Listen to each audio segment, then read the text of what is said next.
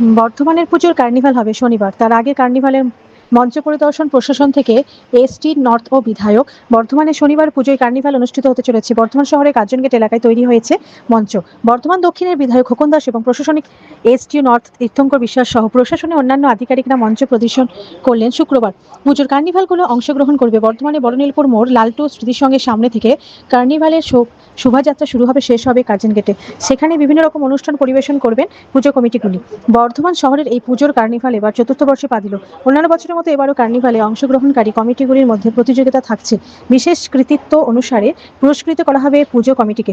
বিকেল 5টা থেকে শুরু হবে পুজোর কার্নিভাল। এই কার্নিভাল ঘিরে যাতে কোনো বিশৃঙ্খলা বা অপ্রীতিকর ঘটনা না ঘটে, তার জন্য পুলিশ প্রশাসনও বিশেষ নজরদারি রাখছে। এবারের কার্নিভালে উপস্থিত থাকবেন অভিনেতা অঙ্কুশ এবং কৌশানী। প্রতি বছরের মতো এবছরও আমরা চতুর্থ বর্ষ আমাদের এই কার্নিভাল বর্তমান শহরে রাজ্যের মাননীয় মুখ্যমন্ত্রী নির্দেশ অনুযায়ী 5 তারিখে কলকাতা হবে, সারা রাজ্য জুড়ে 4 তারিখ হবে। কালকে আমাদের আগের বারের মতো এবারও 28টা পুজো কমিটি অংশগ্রহণ করছে। আমাদের আশা অন্যান্যবার যেটুকু একটু ভুল টুল হয়েছে এবার সেগুলো আমরা সব শুধরে নিয়েছি।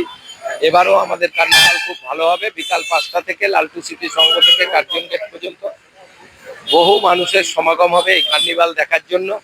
এবারও আমাদের কার্নিভালে বিশিষ্ট ব্যক্তিত্বরা থাকবে। তাছাড়া আমাদের কলকাতা থেকে আমাদের অঙ্কুশ হাজরা এবং কৈশানী তারাও আসছে, দুজন থাকবে আমাদের মঞ্চে। তাছাড়া ডিএমএসপি থেকে, মন্ত্রী থেকে, জনপ্রতিনিধিরা, প্রশাসনিক লোকরা, আমাদের সিনিয়র সিটিজেনরা, ডাক্তারবাবুরা, উকিলরা, আমাদের খেলোয়াড়রা সবাই আমাদের কালকের এই মঞ্চে থাকবে।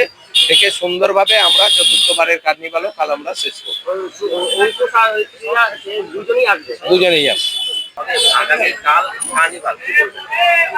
আগামীকাল কার্নিভাল 28টা কমিটি পার্টিসিপেট করছে।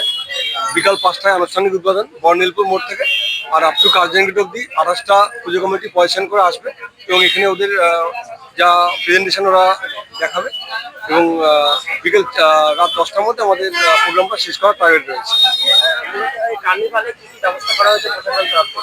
আমাদের এখানে সাফিসিয়েন্ট সিভিল ডিফেন্স দেওয়া হয়েছে, পুলিশ পোস্টিং করা হয়েছে, মোটর ভেহিকলস ইন্সপেক্টর দেখা করা হয়েছে। যে কোনো গাড়ি কোথাও সমস্যা হয় ব্রেক ভ্যান রাখা আছে, সাফিসিয়েন্ট অ্যাম্বুলেন্স রাখা আছে, ফায়ার ব্রিগেডের অ্যারেঞ্জমেন্ট রাখা আছে।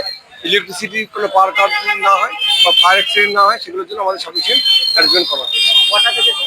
হ্যাঁ, জলের পর্যাপ্ত ব্যবস্থা আছে। আমরা 10,000 পাউচ প্যাক রেখেছি এই টোটাল রুটের বিভিন্ন জায়গাতে।